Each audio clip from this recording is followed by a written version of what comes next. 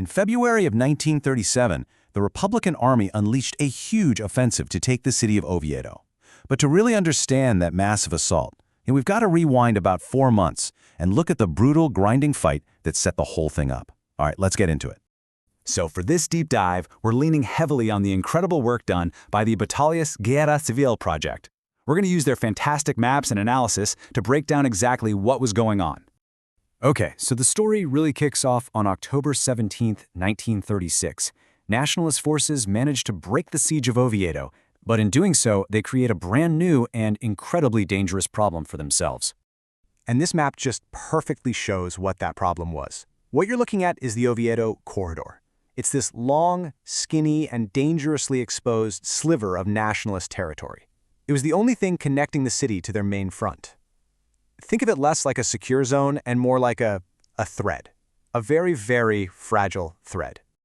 Now let's break down just what a tactical nightmare this corridor really was. I mean, it stretched for 75 kilometers, and almost the entire length of it was overlooked by Republican forces sitting on the high ground. Talk about being exposed.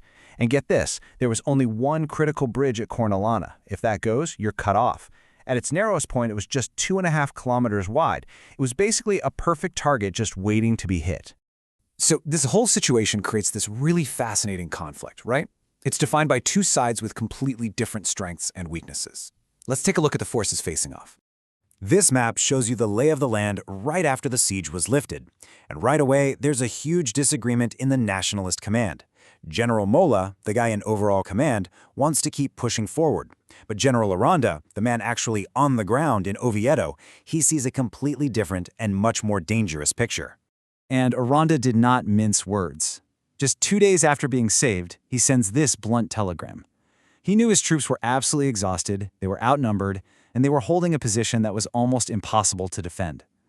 While Mola was seeing an opportunity, Aranda was seeing a potential disaster. So here's the absolute heart of the matter, this fundamental mismatch. The Republicans had way more men, more artillery, and more planes. But they were mostly poorly trained militias with a command structure that was all over the place.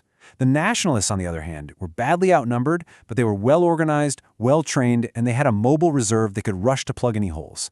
This dynamic, right here, is what's going to define the entire campaign. All right, let's jump forward to November. The initiative has now swung firmly to the Republicans, and their command decides it's time to go for the jugular, to crush this corridor once and for all. And we're not talking about some small raid here. As you can see, they put together a massive force. 32 battalions, a ton of artillery, even armored vehicles. The plan was pretty slick. Slice the corridor in 2 places, cut Oviedo off completely, and then squeeze it until it fell. The attack on November 27th was an absolute storm. You can see from all the arrows on this map, this wasn't one focused punch. No, they hit multiple points all at once, all along the corridor. It was just wave after wave of infantry crashing against the Nationalist lines, and it forced Aranda to throw in every single reserve he had just to stop a total collapse. In the end, the Nationalist defense bent, but it didn't break.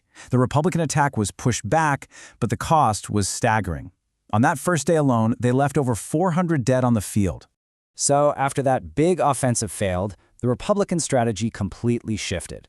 Instead of going for one big knockout blow, they switched to a death by 1,000 cuts, a relentless, grinding war of attrition through all of December and January. And this map of the fighting in December shows that new approach perfectly. Look at all those attack markers. It's not one big push, it's dozens of smaller ones. They just applied constant, agonizing pressure with fierce little attacks at key spots like Escamplero, Oliveras, Grotto, and right on the edge of Oviedo itself. The goal is simple: bleed the defenders dry and never let them rest. And January just brought more of the same. The pressure was relentless. This map shows the attacks just kept on coming, especially here at San Roque and Oliveras. For Aranda's forces, there was no chance to rest, no chance to regroup, and certainly no chance to launch their own attacks. All they could do was desperately hang on as this grinding offensive just kept chewing away at them. By early February, after months of this punishing warfare, the Republican command felt the time was right. They figured the defenders had to be at their breaking point, and they started gearing up for one final, massive offensive. You can think of these attacks in the first half of February as the opening act.